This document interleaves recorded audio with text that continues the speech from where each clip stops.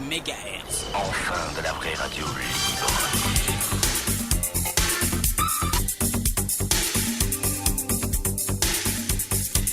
Business éco-agricole pour l'adaptation au changement climatique, un projet assez important mis en place par le réseau africain des forêts modèles est en cours.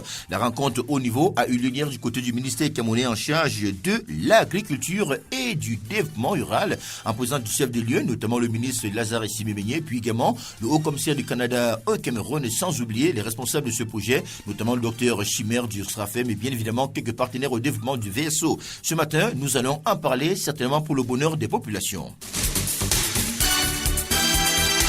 Et puis également, comité de pilotage du projet observateur indépendant. L'événement aura lieu dans 2 jours dans la ville de Yaoundé, ici, après le coup de poing marqué par le contrôle forestier qui a permis quand même d'engranger pas mal de millions, près d'1 milliard de francs CFA sur l'exploitation illégale du bois au Cameroun. Au moment où on sait que le Cameroun vient de ratifier et signer des accords qui sont en application déjà, des accords de partenariat volontaire entre l'Union européenne et le Cameroun en matière de commercialisation de produits de bois et des produits dérivés. Ce matin, nous en parlons un tout petit peu. Mesdames, messieurs, tous ces événements et puis également pas mal de brèves tout à l'heure dans le journal écologique de cette matinée. Mais commençons par les pics de chaleur et appel à la solidarité pour les plus fragiles. La chaleur est encore renforcée depuis hier du côté de la France sans atteindre le niveau justifiant une vigilance rouge ni entraîne notamment pas une influence assez importante dans les hôpitaux. Mais quand même, il faut rappeler qu'en attendant que ces appels soient lancés, la vigilance a été mise en place et notamment un plan d'urgence est mis en place par la solidarité qui voulait donc aujourd'hui, les Français essaient de sécuriser les personnes âgées. On se rappelle encore en 2003 où pas mal de personnes avaient trouvé la mort de suite des coups de chaleur assez importants du côté de l'Europe en général pendant l'été. Aujourd'hui donc, il est question de sécuriser un tout petit peu, de prévenir, car dit-on, la prévention est assez efficace parfois que la mise en pratique des éléments de secours. Donc forcément, la température sera assez élevée, mais quand même, allez, le soutien aux populations les plus fragiles sera donc mis en évidence. Les écologistes attendent de concert sur la fiscalité écologique. Les écologistes ont été donc reçus lundi par le ministre du Budget pour parler concrètement de la fiscalité écologique, marqueur également de leur participation au gouvernement après plusieurs mois, notamment d'agitation et notamment aussi des perturbations et des craintes d'une façon ou d'une autre. On a cru l'implosion totale du côté de la majorité présidentielle du côté de la France, mais Dieu merci, aujourd'hui, le président français a rassemblé la majorité pour essayer de resserrer un tout petit peu les liens, mettant ici en confiance les écologistes de plus en plus mécontents. Alors on se rappelle également le ministre qui a démissionné sur l'exploitation annoncée de gaz de schiste par les Américains, initiative qui devrait d'une façon aussi influencer la France à travers ses lobbies dans les jours à venir. Mais néanmoins, le gouvernement français reste objectif qu'il n'y aura pas d'exploitation de gaz de schiste. Lancement d'un inventaire trimestriel des animaux braconnés, tortues, pangolins, hippopotames, rhinocéros, en seulement 3 mois, 206 événements liés au braconnage et notamment et contrebande. Des milliers d'animaux menacés d'extinction ont été répertoriés dans le monde entier. Les ONG, notamment, lancent un cri d'alarme. On a constaté également du côté de l'Afrique, les éléphants et les rhinocéros sont abattus. Dans le monde entier également, il faut rappeler que le commerce et le braconnage sont totalement vécus. Et du coup, aujourd'hui, on voudrait renforcer un tout petit peu les moyens de lutte contre le braconnage, vécu un peu partout à travers le monde entier.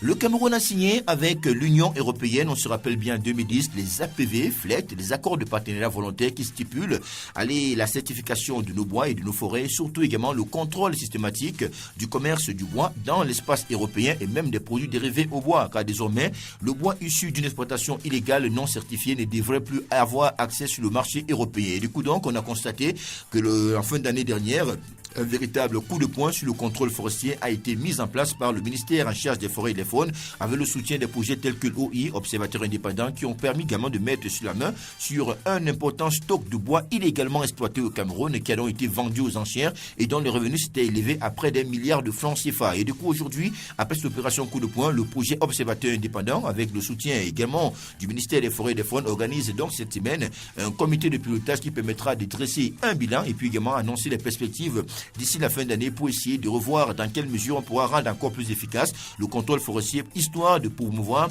la gestion durable et équitable de nos forêts un peu partout sur l'ensemble du territoire national camerounais. Une rencontre de haut lieu a eu lieu hier dans la ville de Yaoundé sur le secteur agricole. Il était question, premièrement, d'évaluer un tout petit peu la résilience à travers un projet. Ce projet s'appelle le projet BiAdap Business, Business écolo-agricole pour l'adaptation au changement climatique. Lorsqu'on sait que les changements climatiques perturbent le système de production agricole-alimentaire ruraux par les certitudes de plus en plus importantes. Et puis également, ces perturbations ont un effet bien au-delà des zones rurales productrices qui se perturbent également au niveau des consommateurs. Il faut annoncer que ceci répond également par l'accroissement de la productivité, par l'introduction de nouvelles techniques innovatrices d'agroagriculture, des semences améliorées, des biofertilisants et même des productions alternatives. Ceci également passe par l'accroissement des revenus des ménages en ajoutant ainsi une valeur économique aux produits via leur transformation, en créant des entreprises collectives et le renforcement des chaînes de valeur et en liant notamment le marché existant pour la commercialisation plus efficace. Pour en savoir plus un tout petit peu, on va écouter un instant d'entrée de jeu le contexte de ce projet présenté par le docteur Chimère, le directeur du RAFEM, le réseau africain des forêts modèles. Il s'agit d'un projet de développement en test de nouvelles méthodes pour intensifier l'agriculture à l'aide de fertilisants, de biofertilisants, de champignons mycorhiziens. Et on a également dans ce projet-là, il s'agit de développer l'ensemble des chaînes de valeur et également les chaînes de valeur liées aux produits forestiers non ligneux et à l'élevage non conventionnel.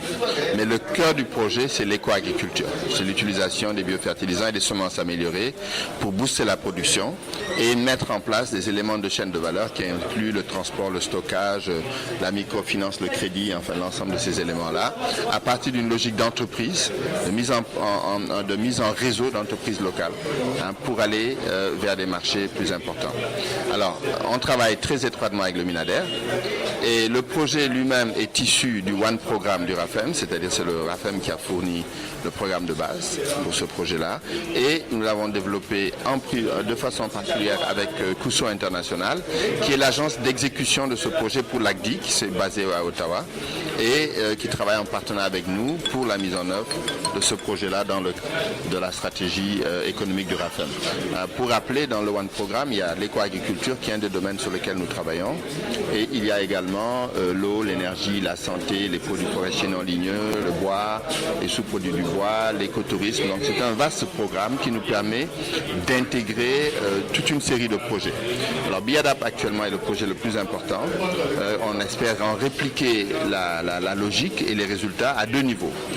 Du point de vue donc de l'échelle, en emmenant les résultats très loin. Le ministre vous a expliqué que dans son objectif, il faut penser en termes de production nationale et de réponse aux défis nationaux d'augmentation de la production agricole. Donc nous, on est prêt à le suivre dedans, aussi bien au niveau national d'ailleurs qu'au niveau régional.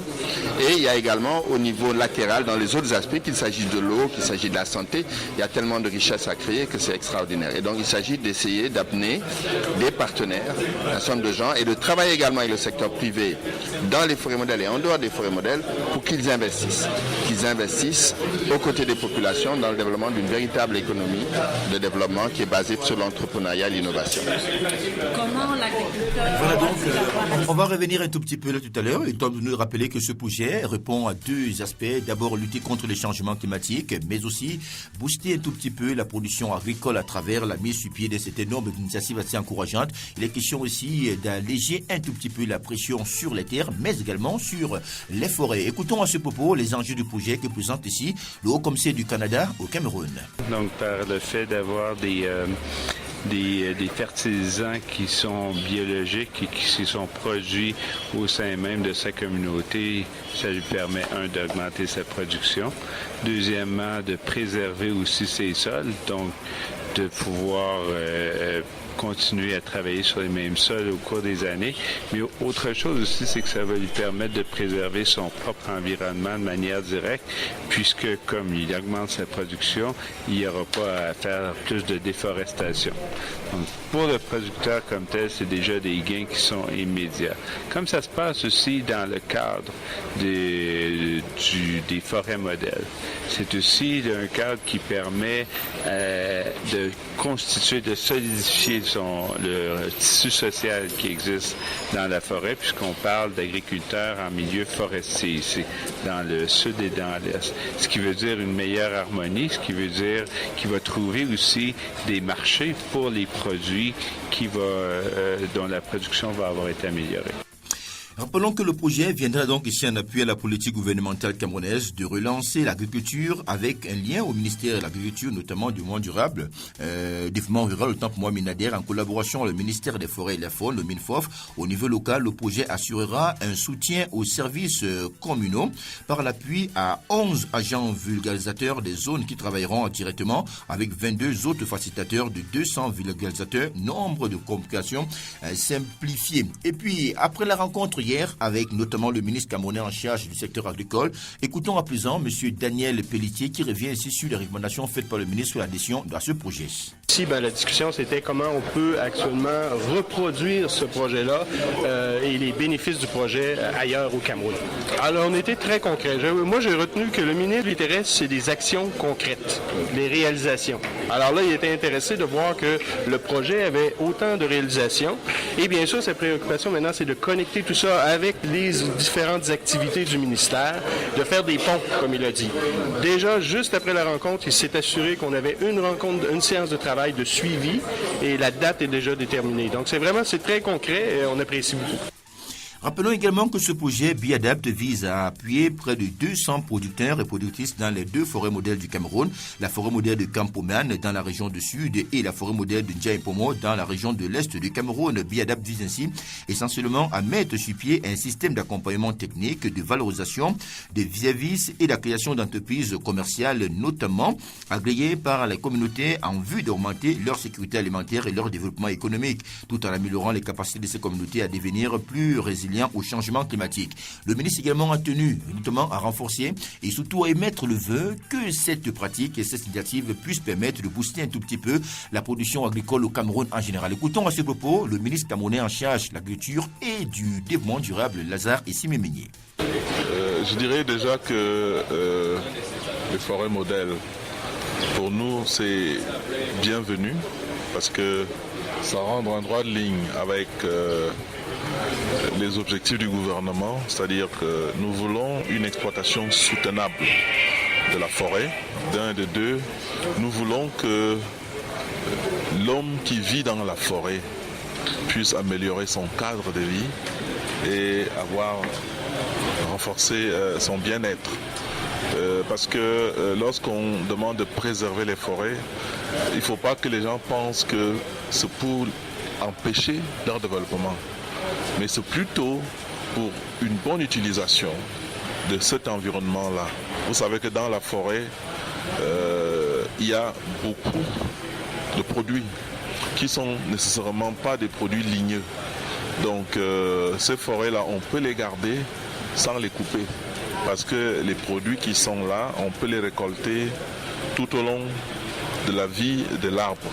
Donc ça c'est d'un. De deux, le projet Biadapt pour nous, c'est une approche qui rejoint tout ce qui est fondé de l'agriculture en ce qui concerne la vulgarisation des techniques culturelles et des techniques de récolte.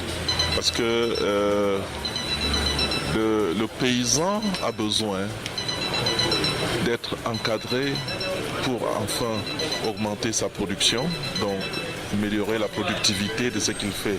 Et ici, on a besoin d'introduire les techniques de fertilisation qui aujourd'hui sont assez coûteuses, si je peux dire ainsi, parce que nous utilisons des engrais chimiques et le prix des engrais chimiques étant attaché à l'évolution du prix du baril de pétrole, chaque année, les engrais coûtent plus cher. Ainsi donc, le projet Biadapt va s'appuyer sur les biofertilisants, également les semences améliorées, histoire de donner un tout petit peu un nouveau sourire aux populations dans les zones rurales, un peu partout sur l'ensemble du territoire camerounais, en collaboration avec le Minader, le ministère camerounais en charge de l'agriculture et du développement rural. Ici, avec le soutien du SRAFEM, le réseau des forêts modèles du Cameroun, CUSO, VSO, et puis également l'Agence canadienne du développement. Mesdames, messieurs, merci d'écouter la radio, vous êtes sur Environnement. Eh bien, c'est la caravane du matin. Caravane matin pour un réveil de